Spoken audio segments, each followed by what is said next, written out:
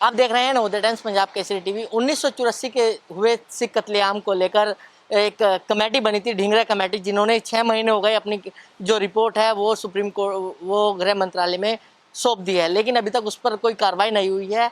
उसको लेकर बीजेपी के नेता आरपी सिंह ने एक चिट्ठी लिखी है गृह मंत्री अमित शाह को, और उस चिट्ठी में क्या मांग की गई है वो खुद हमारे साथ मौजूद है। सर, क्या मांग की गई है चिट्ठी जो आपने लिखी है? देखिए, जस्टिस ढींगरा ने जनवरी के महीने में जो 186 केसेस की जानकारी सुप्रीम कोर्ट ने उनको कहा था करें, उसके ऊपर एक रिपोर्ट अपनी कोर्ट में सबमिट करती थी। अब वो रिपोर्ट अगर सबमिट हो गई तो सरकार ने, भारत सरकार ने कहा हम ये रिपोर्ट मान्य कर रहे हैं, हम इस रिपोर्ट को एक्सेप्ट कर रहे हैं। तो लीगली और टेक्निकली जो रिपोर्ट सरकार एक्सेप्ट कर ले उस पर सरकार को कोई ना कोई कार्रवाई करनी पड़ती है। आज 6 महीने हो गए, मैंने लगभग 6 महीने बाद माननीय होम मिनिस्टर साहब को, अमित शाह जी को चिट्ठी लिखी है ये कहकर कि 6 महीने हो गए, आप इस पे जो सरकार का एक्शन टेकन रिपोर्ट है उसकी जानकारी कोर्ट में आप सबमिट करें, क्योंकि उस रिपोर्ट में कुछ चीज़ें ऐसी थी जो बड़ी उद्वेलित करती हैं। जैसे उस कोर्ट में एक इंस्पेक्टर का नाम बताया गया, शूरवीर सिंह। उसने 500 केस की, मर्डर केस की एक एफआईआर दर्ज करी, एक। उसके बाद वो केस कोर्ट में जाता है, फिर उस रिपोर्ट में जस्टिस बल का नाम दिया। क्यों? जस्टिस बल ने पुलिस वालों से ये नहीं पूछा भी तुमने एक क्यों की, सबके सब जितने मुलजिम थे सबको बरी कर दिया इस बात पे कि ये टेक्निकली ठीक नहीं है। आप ये कहते हैं, जस्टिस बल ये कहते हैं भी दोबारा लाओ, ठीक करके लाओ, परंतु क्योंकि पुलिस ने ठीक नहीं किया, जस्टिस बल ने भी उसको दरकरार कर दिया। उसके बाद जब कोई मर्डर केस में कोई सरकार जब केस डालती है, अगर वो लोअर कोर्ट उसको टर्न डाउन कर देती है, सरकार उसको हायर कोर्ट में लेकर जाती है। तो उस समय के जो अफसर थे उन्होंने, किसी ने उसको हायर कोर्ट में ले जाने को रिकमेंड ही नहीं किया।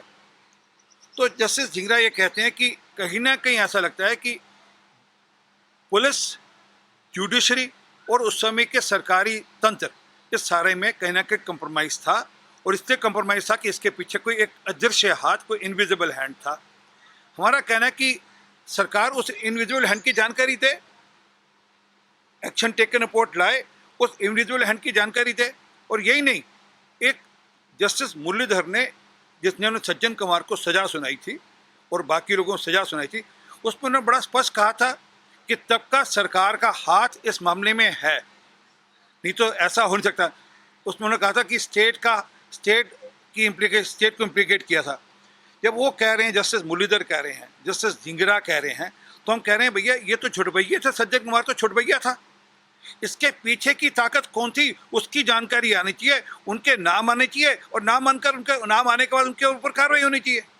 तो हम भारत सरकार से और कोर्ट से भी, मेरा एक मामला कोर्ट में भी है, 4 अगस्त को मेरी तारीख है, मैं कोर्ट से भी निवेदन कर रहा हूँ कि उस सारे मामले में जो इनविजिबल हैंड था, जो अदृश्य हाथ था, जो इन सबको नचा रहा था, जो इन सबसे ये मर्डर करा रहा था, कत्लेआम करा रहा था, वो कौन था, उसकी जानकारी आप जानकारी लाएं और उनके खिलाफ कड़ी से कड़ी कार्रवाई करें। 35 साल हो गए, लगातार मामले कोर्ट में भी चल रहे हैं, कमेटी भी बहुत सारी बनी है, इंसाफ क्यों नहीं मिल पा रहा है?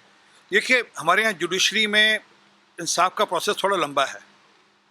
मैंने जैसे कहा ना कि जस्टिस ढींगरा ने बड़ा स्पष्ट कहा कि उस समय की सरकार कहीं ना कहीं नहीं चाहती कि इंसाफ मिले। ये तो प्रधानमंत्री मोदी जी के आने के बाद इन मामलों में ठीक ढंग से परस्यू किया जा रहा है, और इसी के चलते उन्होंने जस्टिस ढींगरा की रिपोर्ट को एक्सेप्ट कर लिया। हम ये कांग्रेस की सरकार से एक्सेप्ट नहीं सोच रहे थे कि करेगी, ऐसा करेगी। पर मैं एक बात कहना चाहता हूँ, 35 साल लगे हैं और ये लड़ाई अभी जारी है। अगले 35 साल लगेंगे, मैं इस लड़ाई को लड़ूंगा। मेरे मरने के बाद मेरे बच्चे इस लड़ाई को लड़ेंगे। परंतु ये सुनिश्चित है, जो लोग इस कत्लेआम में, जो लोग इस नरसंहार में इन्वॉल्व थे, उनको एक्सपोज कर उनको सजा दिला कर रहेंगे। लेकिन आरपी जी, हम एक बात और जानना चाहेंगे कि 35 साल बाद एक दिल्ली माइनॉरिटी कमीशन ने एक रिपोर्ट भी पेश किया है, जिसमें कहा गया है कि जो 1984 में सिख कत्लेआम हुआ था, उसके जो बच्चे हैं और जो उनको शिक्षा नहीं मिल पाई है और उनको रोजगार भी नहीं मिल पाया है। तो ये तो दिल्ली सरकार का काम है। दिल्ली सरकार ने वादे किए थे कि हम तो बड़ा कुछ करेंगे, सिवाय इसके जो कि होम मिनिस्टर राजनाथ सिंह जी ने जो राशि देनी थी, वो राशि आगे फॉरवर्ड करने के अलावा दिल्ली सरकार ने एक भी काम नहीं किया।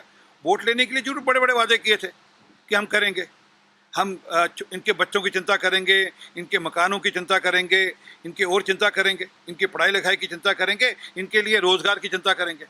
परंतु दिल्ली सरकार उसमें विफल हुई है, इसमें कोई शक नहीं, क्योंकि दिल्ली सरकार तो सिर्फ झूठे वादे करने के कारण से नोन है। परंतु हम अपनी जगह अपनी लड़ाई लड़ते रहेंगे, वो चाहे केंद्र के सिस्टम से हो या दिल्ली में हो, हम इस इंसाफ की लड़ाई को लगातार लड़ेंगे। लेकिन बहुत सारी संस्थाएं सामने आई थी जब 1984 के दंगे हुए थे, क्या उन्होंने किसी ने भी कोई सुध नहीं ली है जो 1984 के पीड़ित परिवार थे उनके बच्चों के लिए? देखिए, एक संगठन है, उसका नाम है सिख फोरम। उन्होंने इस पे लगातार कार्रवाई करी, उन्होंने चिंता भी करी, और आज भी सिख फोरम इस इशू पे चिंता करता है। और जो मैंने पिटीशन डाली, मैंने पिटीशन भी सिख फोरम के मेंबर होने का, राष्ट्रीय मंत्री हूँ भाजपा का उस नाते से भी, और सिख फोरम का सदस्य होने के नाते से भी डाली है। तो हम तो लगातार चिंता करते हैं, परंतु जो काम सरकार का करना है, लोकल गवर्नमेंट्स का करना है, दिल्ली सरकार का करना है, तो उनको करना चाहिए।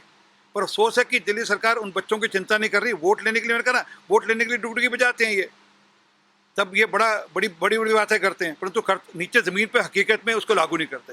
परंतु मैं वापस कहूँगा, इस लड़ाई को 35 साल हो गए हमें लड़ते हुए, अगले 35 साल लड़ने के लिए मैं तैयार हूँ, और मेरे बाद मेरे बच्चे इस लड़ाई को लड़ेंगे। क्या गृह मंत्री अमित शाह से मुलाकात करेंगे इस मुद्दे पर? मेरी गृह मंत्री अमित शाह जी से इस बारे में बात हुई है, और उन्होंने कहा है कि इस पर जो कार्रवाई करनी करेंगे। मैं अपेक्षा करता हूँ कि उस पर काम हो रहा होगा, उसकी जो काम होगा उस पर जानकारी हमें दे दी जाएगी भी क्या काम उस पर सरकार कर रही है। पर मैं अपेक्षा कर रहा हूँ कि सरकार इस पर जरूर कार्रवाई कर रही होगी। तो बिल्कुल गृह मंत्री अमित शाह ने बहुत आश्वासन दिया है कि जल्दी जो ढींगरा कमेटी की रिपोर्ट है इस पर एक्शन लिया जाएगा। दिल्ली से कमल कुमार कंसल, नवोदय टाइम्स, पंजाब केसरी टीवी।